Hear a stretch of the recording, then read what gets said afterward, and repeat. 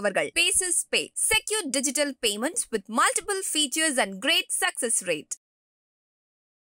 OH Tamil நேயர்களுக்கு வணக்கம். 2024 இந்திய பிரதமரை தேர்ந்தெடுப்பதற்கான மக்களவை தேர்தல் முடிவுகளோட நெருக்கத்தில் இருக்கும். வாக்கு எண்ணிக்கை காலை முதலே விறுவிறுப்பாக நடைபெற்று வந்தது. தமிழகத்திற்கும் தனியாகவும் மத்திய அளவிலும் நம்ம தொடர்ந்து பேசிக்கிட்டு இருக்கோம். அந்த வகையில் தமிழகத்தை பொறுத்த வரைக்கும் திமுக, மத்திய அளவில் பாஜக அப்படிங்கிறது தான் காலை முதலே பெரும்பான்மை போய்கொண்டிருக்கிறது. இப்போது அதாவது கரெக்டாக 3:30 மணி அளவில் நிலவரம் தமிழகத்தில் 40க்கு 40, தமிழகம் மற்றும் புதுச்சேரியில் 40க்கு 40 திமுக கூட்டணி அப்படிங்கிற ஒரு முன்னிலையில் தான் இருக்காங்க. முன்னிலை பின்னடைவு அப்படிங்கிறதெல்லாம் தேர்தல் ஆணையத்திடமிருந்து அஃபீஷியலான ஒரு அனௌன்ஸ்மெண்ட் இவங்க வெற்றி பெற்றாங்க அப்படிங்கிற அறிவிக்கும் வரையில் அதில் சில மாற்றங்கள் முன்னிலை பின்னடைவுங்கிறது மாறி மாறி வரும்.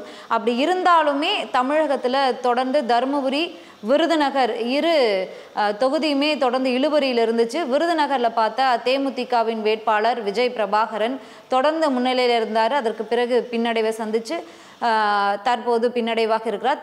திமுக கூட்டணி வேட்பாளர் முன்னிலையில் இருக்காரு. அதே மாதிரி தருமபுரியிலையும் பாமகவினுடைய வேட்பாளர் சௌமியா அன்புமணி காலை முதலே முன்னிலை வகித்து வந்தார். இந்த நிலைமையில் தற்போது திமுக வேட்பாளர் முன்னிலை வகிக்கிறார். கிட்டத்தட்ட 19,000 வாக்கு வித்தியாசம் இருக்கிறது.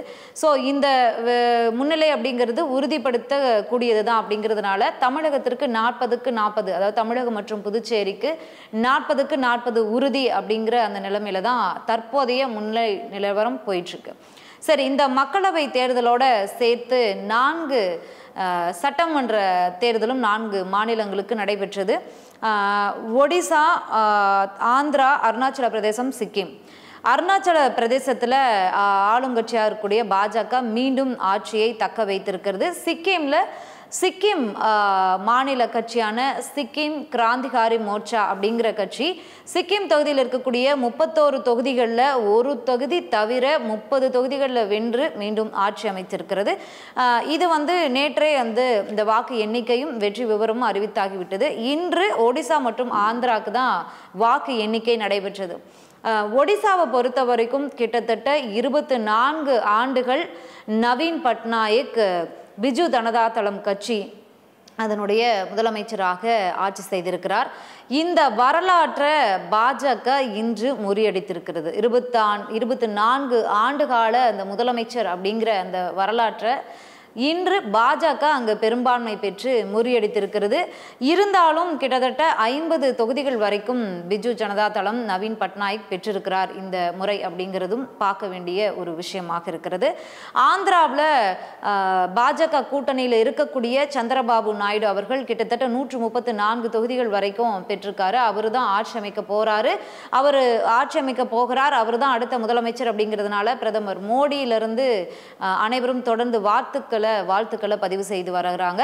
இந்த நிலைமையில இந்தியா கூட்டணியில் இருக்கக்கூடிய சரத்பவார் சந்திரபாபு நாயுடுவிடம் தொலைபேசி வாயிலாக பேசியிருக்கிறார். அவரோடும் ஒடிசாவில் இருக்கக்கூடிய நவீன் பட்நாயக்கோடும் தொலைபேசியில் பேசியிருக்கிறார். இந்த பேச்சு இப்போ முக்கியத்துவம் வாய்ந்ததாக பார்க்கப்படுது. ஏன் அப்படின்னா சந்திரபாபு நாயுடு அவர்கள் என்டிஏ கூட்டணியில் இருக்காரு. ஸோ அவர் ஒரு குறிப்பிட்ட தொகுதிகளை இந்த மக்களவை தொகுதியிலையும் வென்றிருக்கார் அந்த கூட்டணியில் இருக்கும்போது. ஸோ அவரிடம் பேசியிருக்கிறது ஒரு முக்கியத்துவம் வாய்ந்த விஷயமாக பார்க்கப்படுகிறது. ஏதாவது மாற்றம் இருக்குமா அப்படிங்கிற ஒரு பார்வையோட தான் அரசியல் பார்வையாளர்கள் இந்த விஷயங்களை பார்க்க வராங்க. சரி, இந்தியா கூட்டணி 230 தொகுதிகள் தற்போது வரைக்கும் முன்னிலையில் இருக்காங்க. என்டிஏ கூட்டணி 296 தொகுதிகள் முன்னிலையில் இருக்காங்க. பிற அப்படிங்கிற தொகுதி பார்வையில் 17 தொகுதிகள் முன்னிலை வகிக்கப்படுது. சரி, இது எந்த மாற்றம் இருக்கும் அப்படின்னா கிட்டத்தட்ட நம்ம 4 மணியை நெருங்கிட்டோம். 1-2 தொகுதிகளில் தான் சொற்ப மாற்றங்கள் இனி நிகழ வாய்ப்பு இருக்குது அப்படிங்கிறதான் அரசியல் திறனாய்வாளர்களுடைய பார்வையாக இருக்கிறது. அப்படி இருந்த பட்சத்திலும் கருத்து கணிப்புகள் சமீப நாட்களாக, அதாவது தேர்தலுக்கு பிந்தைய கருத்து கணிப்புகள் வெளிவந்திருந்தது. அந்த கருத்து கணிப்புகள் அனைத்துமே கிட்டத்தட்ட பாஜக பெரும்பான்மை பலத்தோடு கிட்டத்தட்ட 350க்கும் மேலான தொகுதிகளை கைப்பற்றி இந்த முறையும் மூன்றாவது முறையாகவும் மீண்டும் ஆட்சி அமைக்கும் அப்படிங்கிறதா அந்த கருத்து கணிப்புகளில் சொல்லப்பட்டிருந்த விஷயம். இந்தியா கூட்டணியானது 100லிருந்து 200 தொகுதிகளுக்குள்ளாக தான் பெறும், 160க்குள்ளாக தான் பெறும் அப்படிங்கிறதா அந்த கருத்து கணிப்புகளுடைய முடிவாக இருந்தது. ஆனால் அந்த கருத்து கணிப்புகள் அப்படியே மாறி இருக்கிறது அப்படிங்கிறது தான் இந்த வாக்கு எண்ணிக்கை நிலவரம் நமக்கு காட்டி இருக்கிறது. ஏன் அப்படின்னா பெரும்பான்மை பலத்தோடு பாஜக ஆட்சி அமைக்கும் அப்படிங்கிறதுல மாறி கூட்டணி பலத்தோட தான் பாஜக ஆட்சி அமைக்க வேண்டிய நிர்பந்தத்தில் இப்போ இருக்கிறது அப்படிங்கிறதான் இந்த வாக்கு எண்ணிக்கை நிலவரம். அதாவது மக்கள் தீர்ப்பு அதை தான் கொடுத்துருக்காங்க, மக்கள் வந்து இந்த தீர்ப்பை தான் கொடுத்துருக்காங்க, கருத்து கணிப்பை அகற்றியிருக்காங்க அப்படிங்கிறதான் நம்ம இந்த விஷயத்தில் பார்க்கணும். பெரும்பான்மை பெறலை பாஜக அப்படிங்கிற ஒரு விஷயமும் இருக்குது. அதையும் தாண்டி காங்கிரஸ் இந்தியா கூட்டணி, காங்கிரஸோடு இணைந்திருக்கக்கூடிய இந்தியா கூட்டணியானது 230 தொகுதிகளுக்கு மேலாக பெறுவாங்க அப்படிங்கிறதும் பெறுவாங்க, மக்கள் தீர்ப்பு அதை தான் கொடுத்துருக்காங்க அப்படிங்கிறதும் இந்த வாக்கு எண்ணிக்கைக்கு பிறகு நமக்கு தெரிய வந்திருக்கு.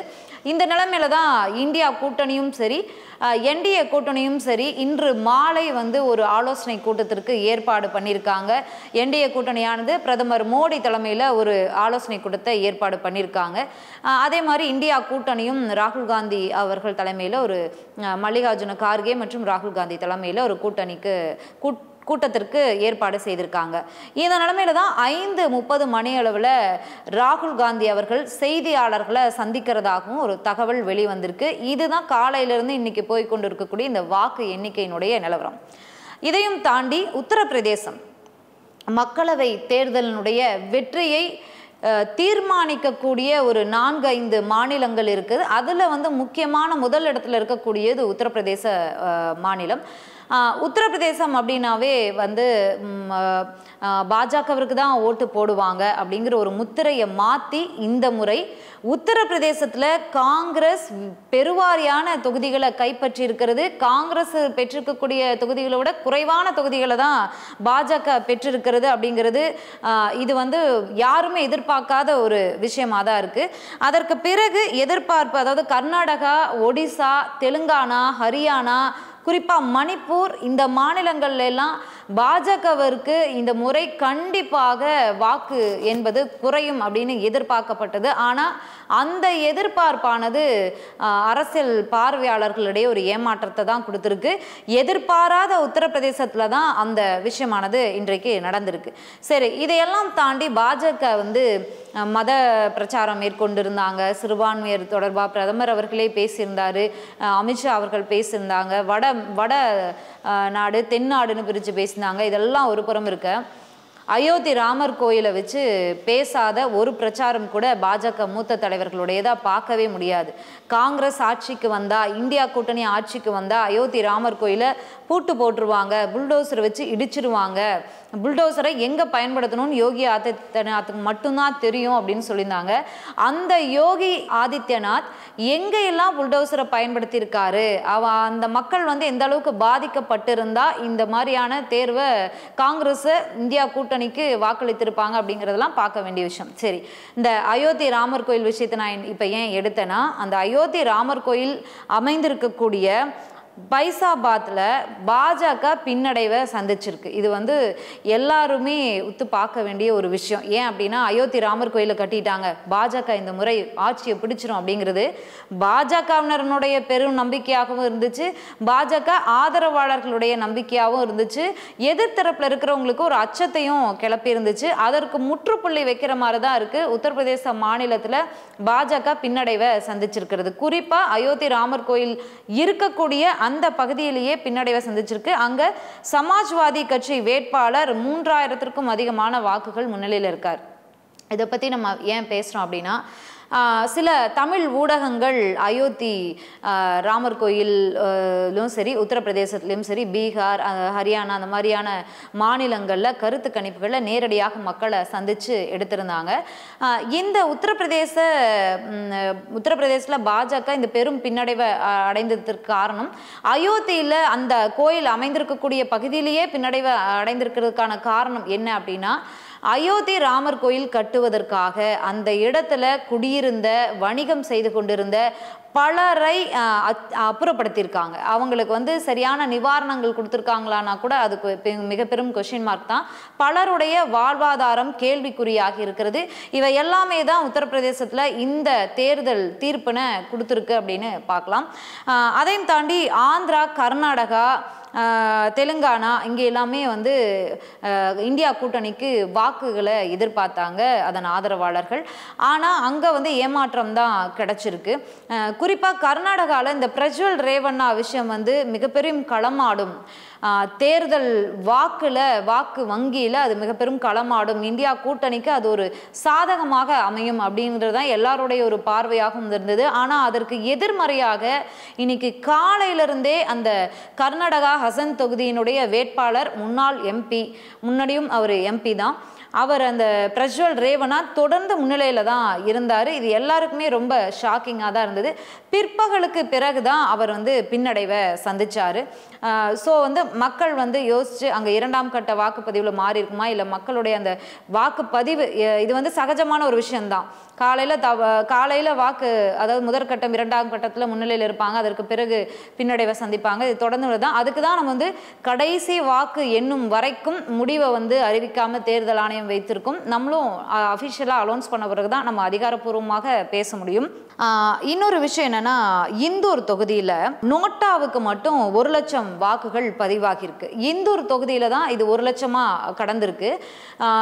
இன்றைக்கு பதிவு எண்ணப்பட்டிருக்கக்கூடிய இந்த அனைத்து தொகுதிகளிலையுமே கடந்த எந்த முறையும் இல்லாத அளவிற்கு நோட்டாவிற்கு அதிகமான சதவீத வாக்குகள் பதிவாகி இருக்கிறத பார்க்க முடியுது.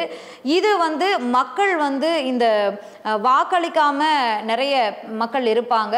கிட்டத்தட்ட வாக்கு சதவீதம் அப்படிங்கிறதே 60லேருந்து 64 அதற்குள்ளாக தான் இருக்கிறது.